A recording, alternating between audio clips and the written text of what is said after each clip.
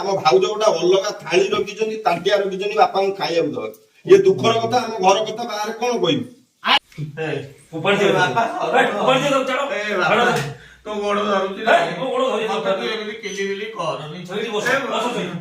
ବାପା ପ୍ରକାଶ ସରୋଜ ମା ମତେ ଟିକେ ପାଣି ଦିଅ, ପାଣି ଟିକେ ବାପା ତୁ ଗୋଡ ମୋ ଗୋଡ ତୁ ଧରି ବାପା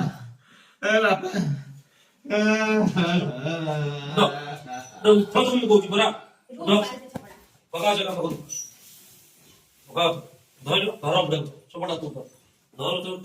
କଚି ଦେଲା ଆଜି ସାଇ ଦେଇଥିବ ପଢିଥାଉ ସେଠି ତମକୁ ଫେରବାର କରି ସେ ଘର ଭିତରକୁ ଆଉ ଯିବନି। ହକି ମୁତି ଆଠିଆ କରୁଛ। ଭାଉଜ ଟିକେ ପାଣି ଦେଲ। ମତେ କଣ କହୁଛ? ତମେ ପାଣି ଦବ ତାକୁ। ଆଉ ତମକୁ ବାରମ୍ବାର ମୁଁ କହିଦେଲି ଘର ଭିତରକୁ ଆଉ ଯିବନି। ମୋ ସାଙ୍ଗସାଥି ଗୋଟେ ଆସିଲେ କିଛି କଣ କରିବନି। କଣ ହେଇଛି? କଣ ଭାଇ କଣ ତୁ ଏମିତି କାହିଁ ହଉଛୁ? ବାପା କଣ ହେଇଛି? ପଚାରେ ସେ ଘର ଭିତରେ ହକି କରୁଛନ୍ତି। ଇଏ ଗୋଟେ ପିଲା କାମ କରି କେତେ ତା ଦେହଟା କଣ ହେଲାଣି? କଣ ମୁଁ ତ ସକାଳୁ ସେ ଝାଡା ମୁତ କରିଥିଲେ, ମୁଁ ତାକୁ ପୋଛାପୋଛି କରି ବିଲୁକୁ ଟିକେ ଯାଇଥିଲି। ସେ ଭାଉଜ କୋଉ ଦିନ ବାପାଙ୍କର କରିଦିଅନ୍ତି, ମୁଁ ତ ସବୁଦିନ ସକାଳୁ କରେ ରାତିରେ କରେ। ତୁ ତ ଅଫିସ ପଳେଇ ଯାଉଛୁ, ଆଇଲା ବେଳକୁ ଦେଖୁଛୁ ବାପା ଶୋଇଛନ୍ତି। କୋନ ବାପାଙ୍କ କଥା ବୁଝିଛୁ? ମିଛ କଥା ମୁଁ କହୁଛି।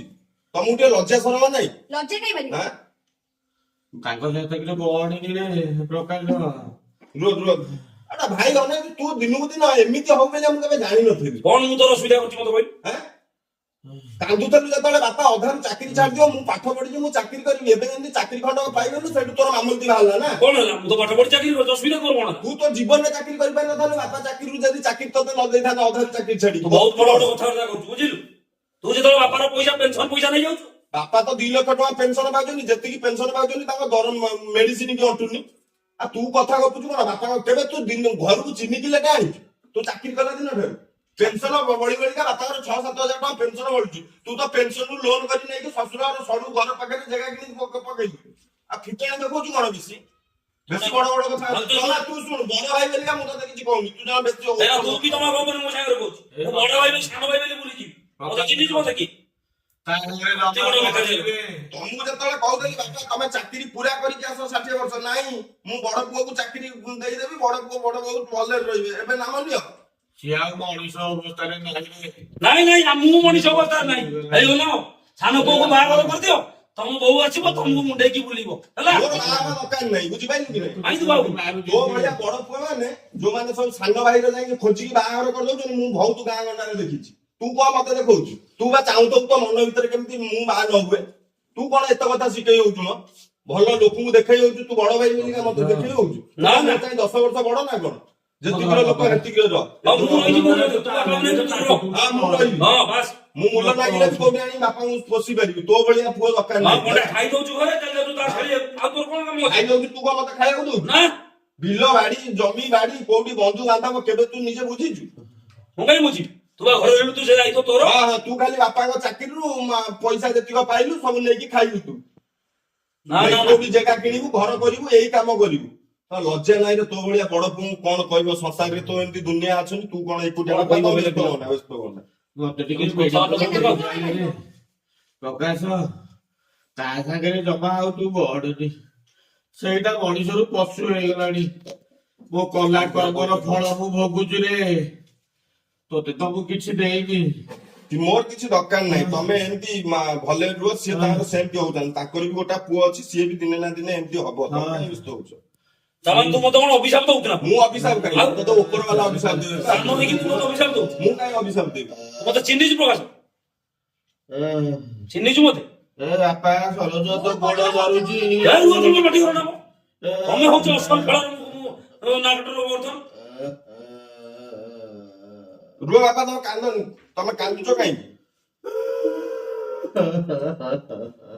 ମନେ ରଖିଥା ଭାଇ, ଜୀବନରେ କେବେ ବାପା ମାଙ୍କ ଆଖିରୁ ଯଦି ଲୁହ ବଢିଲା, ତୁ ଯେଡେ ବି କୋଟିପତି ହେଇଥିଲା, ତୁ ଦିନେ ନା ଦିନେ ପସ୍ତେଇ ହବୁ। ଭଲରେ କହୁଛି ମୋ ସାଙ୍ଗରେ ତୁ ପାଟି ଜମା ତୁ ବି ମୋ ସାଙ୍ଗରେ ଜମା ତୁ ରବିକୁନ କହୁଛି ମାରିବି ତ ଗାଲକୁ ଫଟେଇ ଦେବି। ଚିହ୍ନିଛୁ ମତେ କି? କଥାବାର୍ତ୍ତା ବୋଲି ବଡ ଭାଇ ତୋର। କିଏ କିଏ ଡାକୁଛି ଦାଣ୍ଡରେ? ସୀମା ତମ ଗଲ କଣ ରୋଷେଇ କରିବ ଯାଅ। ଆଉ ଆଜି ଯାଇବନି ଆପ ଜଳାରୁ କିଛି ଘର କାମ ଧନ୍ଦା କରିବ ଚାଲ ଯାଅ ତମ ରୋଷେଇ କରିବ ଯାଅ। କଣ କିଏ ଦାଣ୍ଡରେ ବାପା ବାବାଜୀ ମୋ ସାଙ୍ଗ ମାଟି ଭଳିଆ ଶୁଭୁଛି, ମୁଁ ଟିକେ ଦେଖିକି ଆସୁଛି ରୁହ। ହଁ ତୁ ଯା।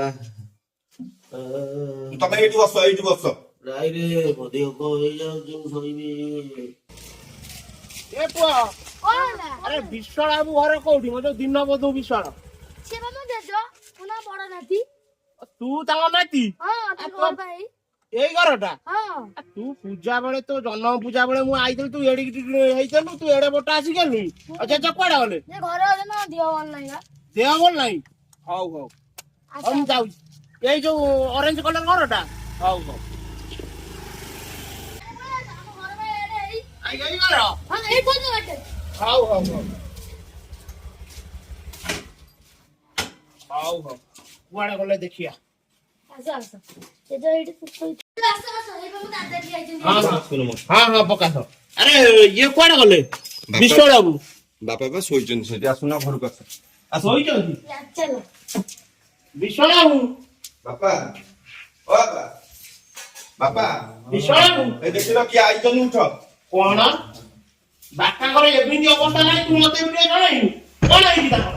ସେ ବା ଟିକେ ସବୁ ଦୁନିଆ ପ୍ରକାରେ ବୁଢା ହେଲେ ରୋଗ ବୈରାଗ ବିଶ୍ୱାଳ ବାବୁ ଜେଜ, ଜେଜ। କଣ ହେଇଛି? ଚିହ୍ନି ପାରୁନ? ହେଇ ବା ହେପଟରେ। କଣ ସେ ଚିହ୍ନି ବି ପାରୁନାହାନ୍ତି?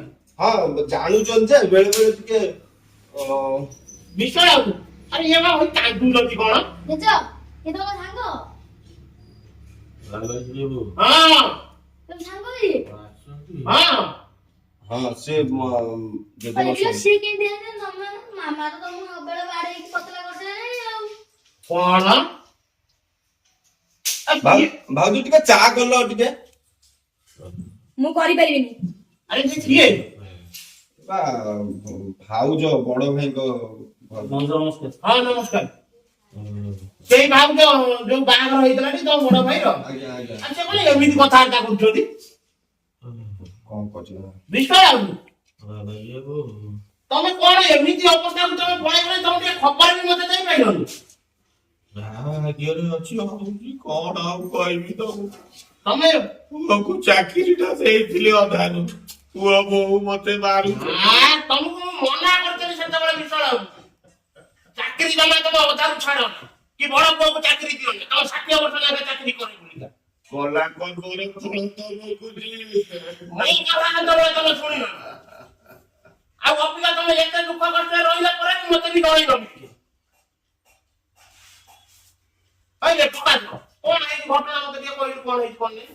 ଇଏ ବା ଭାଇ ଭାଉଜ ମାନେ ଆମ ଭାଉଜ ପୁରା ସବୁବେଳେ ବାପାଙ୍କ ପଛରେ ଲାଗିଛନ୍ତି। ସେ ଚାହୁଁଛନ୍ତି ଯେମିତି କେମିତି ଗଳି ପଳାନ୍ତୁ, ନହେଲେ ଭାଇ ତ କିଛି ବୁଝିବାରେ ଏଠି ଆଜି ପଚାରୁନ କିଛି ବୁଝିବାରେ ଘରରେ କୁଟା ଖଣ୍ଡକୁ ଖଣ୍ଡେ କରିବାର ନାହିଁ। ମୁଁ ବିଲ ବାଡି ବୁଝିବି, ପେନସନ ବାପାଙ୍କର ଯାହା ଯେତିକି ମିଳିବ ତାକୁ ବାପାଙ୍କ ମେଡିସିନ ବି ଅଣ୍ଟୁନି, ବୁଝିପାରିଲେ? ତା ଦେହରେ ଭାଇ ପେନସନ ଲୋନ କରିଦେଇ ନେଇକି ତା ଶ୍ୱଶୁର ଘର ପାଖରେ ଜମି କିଣି ଦେଇଛି, ଯୋଉ ବାପାଙ୍କର ଯୋଉ 17-18 ହଜାର ପେନସନ ମିଳିବା କଥା। ଆଉ ସେ ଗୋଟିଏ ପେନସନ ପାଉଛ ନା? ଆଉ ସେଇଥିରେ ସବୁବେଳେ ଆମ ପାଇଁକା କଣ ରଖିଛ, କଣ କରିଛ ଭାଇ।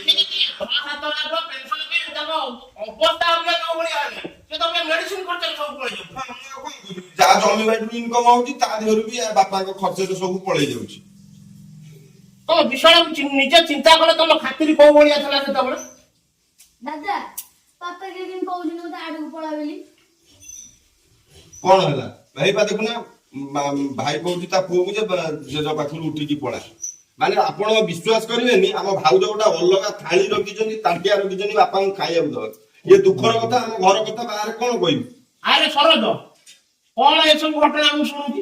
ଆପଣ ସୁନା ତ ଭେଣ୍ଡି, ମୁଁ କହିବି କାହାକୁ? ଆମ ବିଶ୍ୱାଳ ବାବୁ, ତମ ପୁଅ ବୋଧେ ମୋ କଥା କିଛି ଜାଣିନି ବୋଧେ। ସିଏ ମୋ ନାଁ କଣ ଆମେ ଜାଣିବୁଟି? ବାବା କି ଶୋଇ 4 ଖଣ୍ଡି ମଉଜାରେ ପଚାରିଦବୁ ମୋ ନାଁ କଣ, ଲୋକ ଶୁଣିଲେ ଡରିବେ। ତୁ କଣ ଏଡ଼ିକି ବକାଟ ନାକୁ ପିଲା ହବୁନି, ମୋ ଉପରେ କଣ ଚଢିକି କଥାବାର୍ତ୍ତା କରୁଛୁ? କି ଚାକିରି ଟା କହୁଛୁ? ଆଉ ଆମର ଯେ ବୋହୁ ଚାକିରି କରିବି, ବିରକ୍ତ ହଉଛନ୍ତି। ଗୋଟାଏ ଫୋନ କରିବି ତ ଚାକିରି ଖାଇଦେବି, ଦେଖିଛୁ ମତେ? ବାପା ମା ତମକୁ କେତେ କଷ୍ଟରେ ପଢେଇଥିଲା ତମକୁ, ତମେ ଏଇଆ ତମ ଏଡେ ଅନାମାଟି ହେଲେ ତମେ ଛେ! ଦାଦା ଏ ବା ଝାଡା ମୁତ ଆଜିର ଘଟଣା ବାପା ଏଠି ମୁଁ ବିଲକୁ ପଳେଇଦେଲି ହଁ। ବାପା ଏଠି ଟିକେ ଏକ ହେଇଯାଉଛି ବୁଢା ହେଲେଣି ଜାଣି ପାରୁନାହାନ୍ତି କେତେବେଳେ ଆଜି ତାଙ୍କର ହଉଛି ସମସ୍ତଙ୍କର, କାଲି ତମର ହବ, କାଲି ତାର ହବ, ତାର ହବ। ହଁ। ତାକୁ ଆଣିକି ଏଠି ଟାଣି ଟୁଣିକି ଭାଉଜ ଭାଇକି ଏଠି ଫୋପାଡିଛନ୍ତି। ତମେ ଯା ଏଠି ପଦାରେ ଶୁଅ, ମୁଁ ବିଲକୁ ଆଇଲା ବେଳକୁ ଦେଖିଲା ବେଳକୁ ବାପା ଏଠି ଶୋଇଛନ୍ତି, ସିଏ 2 ଜଣ ଯାକ ତ ଟଣା ଘଟଣା କରୁଛନ୍ତି। ଭାଇ ମୁଣ୍ଡରେ ଆଉ କିଛି ନାହିଁ, ସେ ବାହା ହେଲା ପରେ ପୁରା ଅମଣିଷ ପାଲଟି ଯାଇଛି। ହଇରେ ସରୋଜ, ତୁ ଛୋଟବେଳେ ତୋ ବାପା ବୋଉ ଉପରେ ଜମା ପରିସ୍ରା କି ଝାଡା ଫାଡା କରିନଥିଲୁ? କଲି ବେଲି କଣ ଏମିତି କରିବି? କଣ ଘର ଭିତର ସାରା ଟୋଟାଲି ମାନେ ଆଣ୍ଠିଏ ବନ୍ଦ ହେଇଯାଇଛି। ଆବେ ତମେ ଛୋଟବେଳେ ଯେମିତି ଥର ତମକୁ ବାପା ମା ଯେମିତି ରଖିଦେଲେ, ଅବିକା ତାଙ୍କ ବୟସ ହଉଛି ସେଇଆ। ତମେ ଅବିକା ତାଙ୍କୁ ସେବା ସୁତର କରିବ। ସିଏ ତାର ରଖୁ, ମୁଁ ରଖିପାରିବିନି। ଦେଖୁଛ ତ ଆକୁ କଣ କହିବ ଆଉ? ଆର ସବୁବେଳେ ମାନେ ଖାଲି ବାପା ରହିବେନି, ବୋଉ ତ ଗଲା, ସେମିତିର ବୋଉର କେହି କେୟାର ନେଇ ପାଇଲେନି। ଯେତେ ଯାହା ହଉ ସିଏ ତାର ବାଟରେ ପଳେଇଲା, ଆଉ ଇଏ ବାପାଙ୍କୁ ବି ରଖେଇ ଥୋଇ ଦେଉନାହାନ୍ତି। ଆରେ ତୋ ବୋଉଟା ଥିଲା ବେଳେ ମୁଁ ଆସିଥିଲି ଯେତେବେଳେ, ଘରକୁ ଆସିଲେ ଅବିକା ସେ କେତେ ଖୁସି ହେଇଯାଇଥାନ୍ତି ତୋ ବୋଉ ଯେତେବେଳେ ଥିଲା ଯେତେବେଳେ। ଆଉ ଏମାନଙ୍କୁ କଣ କହିବ ଆଉ? ଇଏ ଚାକିରି ଖଣ୍ଡେ କରିନି ଯେ, ଚାକିରି ନ କରିଥାନ୍ତା ଆଉ ତାର ମୂଲ୍ୟ ଲାଗିଥାନ୍ତା, କୋଉଠି ଯାଇ ମିସ୍ତ୍ରୀ କାମ ରଙ୍ଗ କାମ କରିଥାନ୍ତା, ଇଏ ଭଲ ଥିଲା। ବାପା ତ ଭୁଲ କରିଛନ୍ତି। ବାପା ତୋରି ବାପାଙ୍କୁ ବୁଝା, ମୁଁ କେତେ ବୁଝେଇଲି ସେତେବେଳେ। ସେତେବେଳେ ଚିନ୍ତା କର, ସେ ଯେତେବେଳେ ତହସିଲ ଅଫିସରେ ଚାକିରି କରିଥିଲେ କେନ୍ଦ୍ରାପଡାରେ, କଣ ଖାତିର ତାଙ୍କର ଥିଲା? ଲୋକ କୁଆଡୁ କୁଆଡୁ ଲୋକ ଆଉଥିଲେ ତାଙ୍କ ପ୍ରତି। ଇଏ ବାପାଙ୍କର କଲା କର୍ମର ଫଳ ବା। ମୁଁ ସବୁବେଳେ କହିବେ ମୋର, ମୁଁ ଚାକିରି କରିବି, ମୋ ପୁଅ ଚାକିରି କରିବ, ମୋ ନାତି ଚାକିରି କରିବ, ଭୋଗିବେ। ଅବିକା ଭୋଗୁଛନ୍ତି ଅବିକା। ଯାହା ବାପା ତ ଚାକିରି କରୁଛନ୍ତି, ତାଙ୍କର ଖାତିର ଅଛି। ତମର କଣ ଖାତିର? ତମେ ଆମ ଘରେ ଆସି ମାମଲତି କରୁଛ ଏଠି। ଏ ଭାଇ ତୁ ଜାଣିନୁ କିଛି ମଉସାଙ୍କ ବିଷୟରେ, କାହିଁ ଯୁକ୍ତି ତର୍କ କରୁଛୁ? ଚିହ୍ନିଛୁ ବାବା ବୋଉ ଜମା କହୁନି ସେ ବେକାରିଆ କଥା। ଚାକିରି ଦେଖନ୍ତୁ ତ, ଦେଖେ ତ 2 ଦିନ ଭିତରେ ତୋ ଅବସ୍ଥା କଣ ହଉଛି। କଣ କରିବ ତମେ? ହଉ ଦେଖେ। ସିଏ ଭଲ ମଣିଷ ହେଇକି ନାହିଁ, ଆଉ ସିଏ ପୁରା ଅବାଟକୁ ପଳେଇଲାଣି। ତମେ କାହିଁ ତାକୁ ପଢୁନି। ଗୋଟାଏ ଫୋନରେ ତ ଚାକିରି ଖାଇଦେବି, ଏତିକି ମନେ ରଖୁଛୁ। କୁଆଡେ କୁଆଡେ ଯିବୁ ତା ପତା ପାଇବୁ। ବିଶ୍ୱାଳ ବାବୁ, ମୁଁ ଆଇଥିଲି ଗୋଟେ କାମରେ, ତମ ଅବସ୍ଥା ଦେଖିକିନା ମୁଁ ଆଉ ସମାଳି ପାରୁନି ଏଠି। ମୁଁ ଯାଉଛି, ବୁଝିପାରୁଛ? ମୁଁ ଟିକେ ଆଇଥିଲି ମୋ ଘର ଟିକେ ମପା ମପି। ନାଇଁ ବାପା ଆଉ 2-3 ବର୍ଷ ହେଲାଣି କୁଆଡେ ଆଉ ମପା ଚୁପା, ଆଗରୁ ଯୋଉ ଯାଉଥିଲେ ରିଟାୟାର୍ଡ ହେଲା ପରେ କୋଉ ଟିକେ କାମ ମାପ ଚୁପ କରିଦେ, ଆଉ ଯାଇପାରୁନି। ଆରେ ମୁଁ ବା ଛକ ବଜାରରେ ମୁଁ ସେଇଆ ଉଡାଉଛି, ମୁଁ ତାକୁ ପାଉନି ଛକ ବଜାରରେ ଆଉ। ନାଇଁ ସିଏ ଆଉ ଯାଉନାହାନ୍ତି କୁଆଡେ, ହାତ 2 ବର୍ଷ ହେଲାଣି ପଡିଛନ୍ତି ଆଉ ଘରେ, ଆଉ କୁଆଡେ କଣ ଯାଉଛନ୍ତି? ମୋ ଘର ମାପ ଚୁପ କଣ କରିବି? ତମ ଘର ତ ଏଠି ମାପ ଚୁପ ଆରମ୍ଭ ହେଇଯିବ ଅବିକା। ହଉ ମୁଁ ଯାଉଛି ବିଶ୍ୱାଳ ବାବୁ। ଏ ପ୍ରକାଶ, ଗୋଟେ କାମ କର, ଯେତେବେଳେ ସୁବିଧା ଅସୁବିଧା ବେଳେ ମତେ ମୋ କତିକି ଫୋନ ନମ୍ବର, ତମ ପାଖରେ ନମ୍ବର ଅଛି, ମତେ ଜଣେଇବୁ। ତୁ ଏଡେ ବୋକାଟା କେମିତି ମୋ କତିକି ଫୋନ ଫାନ କରିକି ଏପର୍ଯ୍ୟନ୍ତ ଜଣେଇନୁ କିଛି? ମୁଁ ସେ କଥା ହିଁ ଭାବୁଛି। ମୁଁ କଣ କରିବି ମାନେ ସବୁଆଡୁ ମଉସା ଦେଖିଲା ବେଳକୁ ଆଡେ ଘର କାମ, ବିଲ କାମ, ଗାଈ ଅଛନ୍ତି, ବଳଦ ଅଛନ୍ତି, ସବୁ ଜିନିଷ ଦେଖିବି। ତା ଦେହରେ ବାପାଙ୍କର ସକାଳୁ ଉଠିବି, ତାଙ୍କର ଗୋମତ ଯାହା ହେଲେ କରିବାକୁ ପଡୁଛି, କରିବି, ଧୁଆ ଧୁଇ କରିବି। ଭାଉଜ ମାନେ ଆମର ଏମିତି ବେଳା ଖରାପ, ଖୋଜି ଖୋଜିକା ଏମିତି ଜାଗାରେ ଆମେ ପଡିଗଲୁ, ମାନେ ଆଉ ନ କହିଲେ ଭଲ। ସିଏ ବିଲକୁଲ ଶୁଣିବାରେ ନାରାଜ। ସିଏ କହୁଛନ୍ତି ସବୁବେଳେ ମୁଁ କାହିଁ କରିବି, ମୁଁ ଯାଇକି ମୋର ଭୁବନେଶ୍ୱରରେ ରହିବି, ନହେଲେ ମୋ ବାପ ଘରେ ରହିବି। ମାନେ ମୁଁ କହେ ଘରେ ଏକୁଟିଆ କାମ କରିବାକୁ, ବୋଉ ତ ନାହିଁ, କିଏ କରିବ ଘରର କାମ? ଏଗୁରା କଣ କଥା? ତୁ କଣ କିରେ ମୋ ସ୍ତ୍ରୀ ବିଷୟରେ କଥା ହଉଛୁ? ଜମା ହେଲା ଜମା ଏଠି ପାଟିତୁଣ୍ଡ ଜମା ସେଟା କରবে ନା, ତୁ ନିଜେ ବାହା ପଡୁନ ହେଲା। ଜମା ତୁ ଗପ ନା, ମୁଁ ଏଠି ଦେଖେ କିଏ ବଇଛି ଆଗ, ତାପରେ କଥାବାର୍ତ୍ତା କରିବି। ଯା ପଳା ତୁ। କାଇଁ ସେ ନିଜେ ବାହା ପଡୁନି? ଅସୁବିଧା କଣ ହଉଛି? ହଁ ତାର ବାହାଘର ମୁଁ କରିବି, ଯା। ହଁ କର ତୁମେ। ବାପା ତୁ ପାଟି କରନି ବିଶ୍ୱାଳ ବାବୁ, ମୁଁ ଯାଉଛି, ଶୁଣୁ। ସୁବିଧା ଅସୁବିଧା ବେଳେ ମତେ ଫୋନ କରିବି, ସନ୍ଧ୍ୟାବେଳେ ମତେ ଫୋନ କରିବି, କଣ ଅସୁବିଧା ହେଲା କଣ ନାହିଁ। ଯଦି ପଇସା ଯଦି ଦରକାର ହଉଛି ମତେ ଜଣେଇବି। ପଇସା ଅଛି, ପଇସା ଅଛି। ଦାଦା ଜେଜଙ୍କୁ କଟକ ଶୋଇଲେ। ତାଙ୍କର କାହିଁ କେତେ ଖାତିରି ଥିଲା, ତମେ ଏଇଆ କଲଣି ତାକୁ, ଅବସ୍ଥା କଣ ହେଲାଣି ତାଙ୍କର କହିବେ। ସେ ତାର ବି ଗୋଟେ ପୁଅ ଅଛି ଯେ, ହଁ ତାର ଭୋଗିବ, ବ୍ୟସ୍ତ ନାହିଁ। ସିଏ ପୁଣି ମତେ କହୁଛି ବାବା ଶୋଇକି ତମେ କିଏ? ଚାଲ ଘରକୁ ଚାଲ। ଆଜିର ଭିଡିଓଟି ଆପଣ ମାନଙ୍କୁ କେମିତି ଲାଗିଲା ନିଶ୍ଚିତ ମତାମତ ଜଣେଇବେ। ଆଉ ଆମେ ତ ସେମିତି ପ୍ରଫେସନାଲ ଆକ୍ଟର ନୁହଁ, ନା କଣ କହୁଛ? ଆଉ ଯଦି କିଛି ଭୁଲ ଭାଲ ଥାଏ ଆମକୁ କ୍ଷମା କରିବେ। ଆଉ ଯଦି ଆପଣ ମାନେ ଚାହିଁବେ ଆଉ ପାର୍ଟ 3 ଆସିବ ବୋଲି, ତାହେଲେ ଆମ କମେଣ୍ଟ ମାଧ୍ୟମରେ ଜଣାନ୍ତୁ। ଆଉ ଆପଣଙ୍କ ପାଖରେ ଯଦି ଏଇଭଳି ଛୋଟ ଛୋଟ ସୁନ୍ଦର ସୁନ୍ଦର ଷ୍ଟୋରି ଥାଏ, ତାହେଲେ ଆମକୁ କମେଣ୍ଟ ମାଧ୍ୟମରେ ନିଶ୍ଚିନ୍ତ ଜଣାନ୍ତୁ ବା ମେସେଜ କରନ୍ତୁ। ଆଦେହରେ ଆଉ କଣ ଯୋଡି ହବ ହୁଁ। ଆମେ ତ ଏଗୁଡା ଦେଖିନୁ କିଛି ମାନେ ଦେଖିବା ଶୁଣିବା ଜିନିଷକୁ ଆମେ ସମାଜରେ ନେଇକି ଯାହା କରୁଛୁ। ଘଟୁଛି ନିତିଦିନିଆ ଘଟଣା ଘଟୁଛି ଆମେ ବାସ୍। ସେଇଆକୁ ନେଇ ଆମେ ଛୋଟ ଛୋଟ ଭିଡିଓ ବନଉଛୁ। ଆପଣ ମାନଙ୍କୁ ବି ଆମେ ଏତିକି ଅନୁରୋଧ କରୁଛୁ ଯଦି ଆପଣଙ୍କ ନଜରରେ ଏମିତି କିଛି ଘଟଣା ଘଟଣା ଥାଏ। ଥାଏ ତାହେଲେ ଆମକୁ ନିଶ୍ଚିନ୍ତ ଜଣାନ୍ତୁ। ଆଉ ଆପଣ ମାନେ ବି ଯଦି ଭାବୁଥିବେ ବାବା ସ୍ୱାଇଁ ରୋଡ ସିଏ ଗୁଡା ଚାଲିଥିଲା ଇଏ ପାର୍ଟ ଇଏ ଗୁଡା ପାର୍ଟ ଚାଲିବ ସେଇଟା ଭାବନ୍ତୁ। ଏଇଟା ଗୋଟେ ପାଥେଟିକ ସିନ୍ ଚାଲିଛି ଏଇଟା। ସେ 13 ରୁ ବନ୍ଦ ହେଇଛି ତାର 14 ଆସିବ କିନ୍ତୁ ଇଏ ବି ଏବେ ଚାଲିବ ଆଉ। ଇଏ ବି ଚାଲିବ। ଜୟ ଜଗନ୍ନାଥ। ଜୟ ଜଗନ୍ନାଥ।